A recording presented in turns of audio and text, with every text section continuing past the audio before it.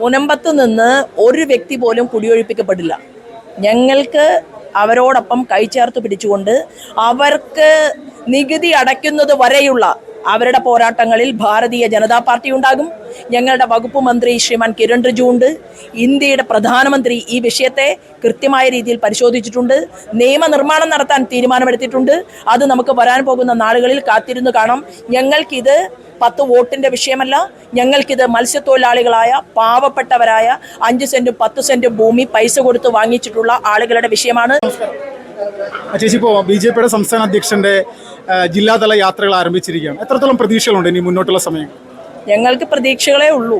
കാരണം 4 ആളില്ലാത്ത സമയത്ത് ഭാരതീയ ജനതാ പാർട്ടി കേരളത്തിൽ പ്രവർത്തനം തുടങ്ങി. പതിറ്റാണ്ടുകൾ ആളുകൾ പ്രവർത്തിച്ചു. ഒരു അധികാര കേന്ദ്രത്തിനു വേണ്ടി തുടങ്ങിയതല്ല. ഈ രാജ്യത്തിൻ്റെ സംസ്കൃതിക്ക് വേണ്ടി, ഈ രാഷ്ട്രത്തിൻ്റെ ആത്മാവിന് വേണ്ടി പ്രവർത്തിക്കുന്ന ഒരു സംഘടന. അപ്പം രാഷ്ട്രത്തിൻ്റെ ആത്മാവിനെ നിലനിർത്താൻ വേണ്ടി പ്രവർത്തിക്കുന്ന ഒരു സംഘടന എന്നുള്ള രീതിയിൽ ഞങ്ങൾ കഴിഞ്ഞ കാലങ്ങളിൽ മുന്നോട്ട് തന്നെയാണ് പോയിക്കൊണ്ടിരുന്നത്. ഇപ്പം 20% വോട്ടിൽ ഭാരതീയ ജനതാ പാർട്ടി എത്തി നിൽക്കുകയാണ്. 2.5% വോട്ടിൽ നിന്നാണ് ബിപ്ലവ് കുമാറിൻ്റെ നേതൃത്വത്തിൽ മാർക്സിസ്റ്റ് പാർട്ടിയുടെ മറ്റൊരു ഇറ്റില്ലമായിരുന്ന ത്രിപുര, അത് ഭാരതീയ ജനതാ പാർട്ടിയുടെ മുഖ്യമന്ത്രിയായിട്ട് അദ്ദേഹം അവരോധിതനായത്. 20% നിന്ന് മുഖ്യമന്ത്രി പദവിയിലേക്കുള്ള ദൂരം എന്ന് പറയുന്നത് കഷ്ടപ്പാടിൻ്റെ ദൂരം മാത്രമാണ്, മണിക്കൂറുകൾ സ്പെൻഡ് ചെയ്യുന്നതിൻ്റെ ദൂരമാണ്.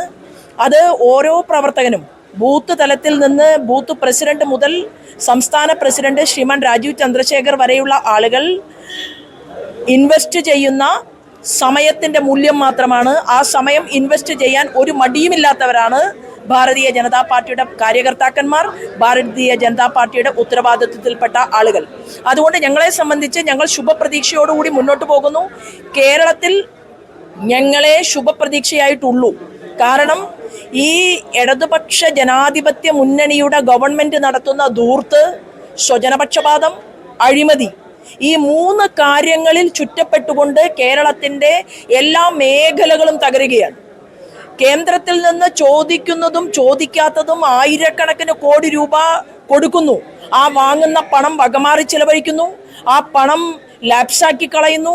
ആ പണം അഴിമതിയിലൂടെ, ധൂർത്തിലൂടെ വീട്ടിലേക്ക് എത്തിക്കുന്നു എന്നുള്ളതാണ്. അപ്പോൾ ഒരു പാറപ്പുറം കമ്മിറ്റിയാണ് കേരളത്തിലെ മാർക്സിസ്റ്റ് പാർട്ടിയുടെ ഇന്നത്തെ മുന്നോട്ടുള്ള പോക്ക്. പാറപ്പുറം കമ്മിറ്റിയിൽ പിണറായി വിജയനുണ്ട്, വിവേക് മകനുണ്ട്, വീണയുണ്ട്, പിന്നെ അവരെ സഹായിക്കുന്ന ഊരാളുങ്കൽ കമ്മിറ്റിയുണ്ട്.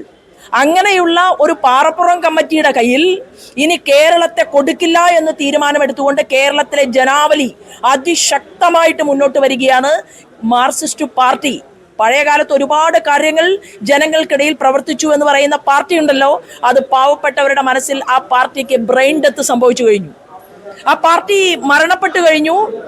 ആ പാർട്ടിക്ക് ഇനി തിലോദകം ചാർത്തുന്ന പരിപാടി മാത്രമേ പിണറായി വിജയൻ എന്ന് പറയുന്ന കേരളത്തിന്റെ മുഖ്യമന്ത്രിയുടെ കയ്യിലുള്ളൂ. അതിപ്പോൾ വരാൻ പോകുന്ന നാളുകളിൽ സംഭവിക്കും. ആ പാർട്ടിയിൽ ആദർശത്തെ വ്യതിചലിച്ചു.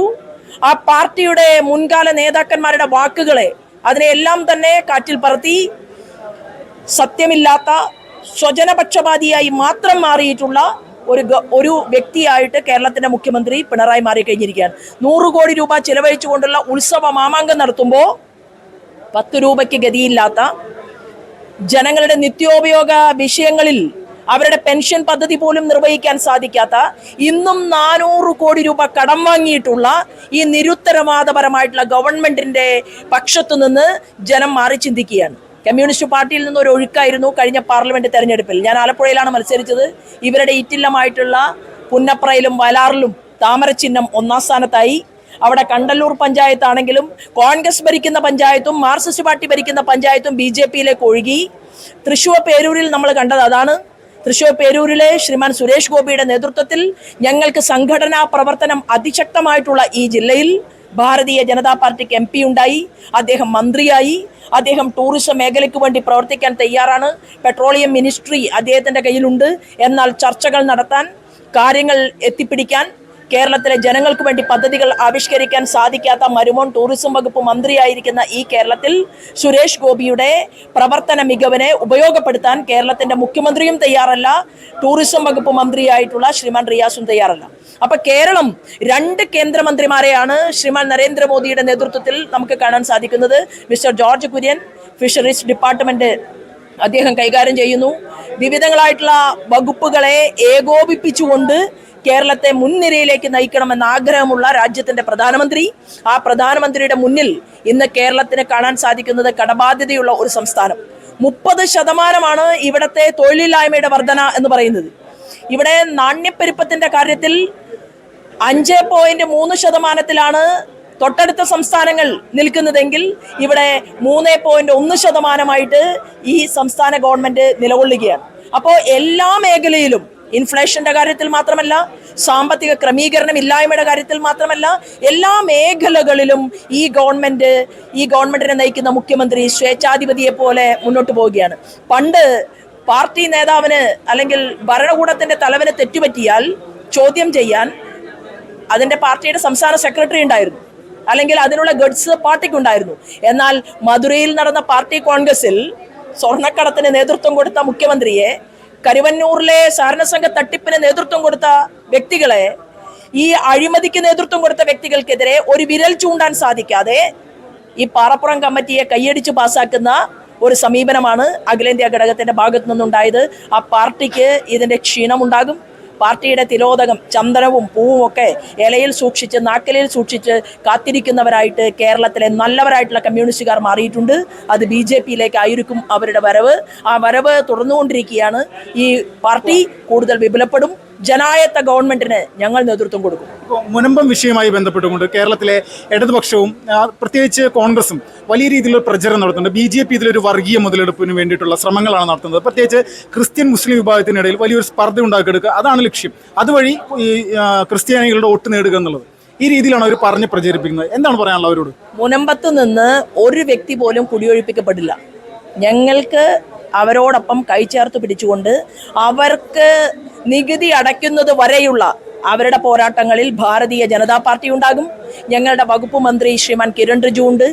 ഇന്ത്യയുടെ പ്രധാനമന്ത്രി ഈ വിഷയത്തെ കൃത്യമായ രീതിയിൽ പരിശോധിച്ചിട്ടുണ്ട്.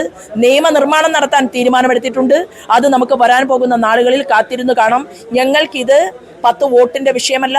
ഞങ്ങൾക്കിത് മത്സ്യത്തൊഴിലാളികളായ പാവപ്പെട്ടവരായ 5 സെന്റും 10 സെന്റും ഭൂമി പൈസ കൊടുത്ത് വാങ്ങിച്ചിട്ടുള്ള ആളുകളുടെ വിഷയമാണ്. ഇവിടെ മുസ്ലിമും ക്രിസ്ത്യാനിയും ഒന്നും തമ്മിലടിക്കേണ്ട ഒരു കാര്യവുമില്ല.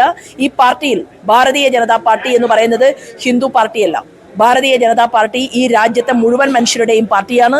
ഞങ്ങളുടെ പാർട്ടിയിലാണ് മുൻ vice chancellor Abdul Salam sir ഉള്ളത്. ഞങ്ങളുടെ പാർട്ടിയിലാണ് ശ്രീമാൻ അബ്ദുള്ള കുട്ടി ഉള്ളത്. ഞങ്ങളുടെ പാർട്ടിയിലാണ് അഖിലേന്ത്യാ തലത്തിൽ ഷാനവാസ് ഹുസൈൻ ഉള്ളത്, മുക്തർ അബ്ബാസ് നഖ്വി ഉള്ളത്, നജ്മ ഹെപ്തുള്ള പ്രവർത്തിച്ചത്. ഞങ്ങളുടെ പാർട്ടിയിൽ അഖിലേന്ത്യാ തലത്തിലും സംസ്ഥാന തലത്തിലും ധാരാളം മുസ്ലിം സുഹൃത്തുക്കളുണ്ട്. മുസ്ലിം വിഭാഗത്തിന്റെ വേദനകളും ഞങ്ങളുടെ മുന്നിൽ വരുന്ന സമയത്ത് ഞങ്ങൾ അത് കൃത്യമായി തന്നെ ഏറ്റെടുത്തുകൊണ്ട് മനുഷ്യന് വേണ്ടിയിട്ടുള്ള ഒരു പാർട്ടിയായി ഭാരതീയ ജനതാ പാർട്ടി കേരളത്തിൽ മുന്നോട്ട് പോകും.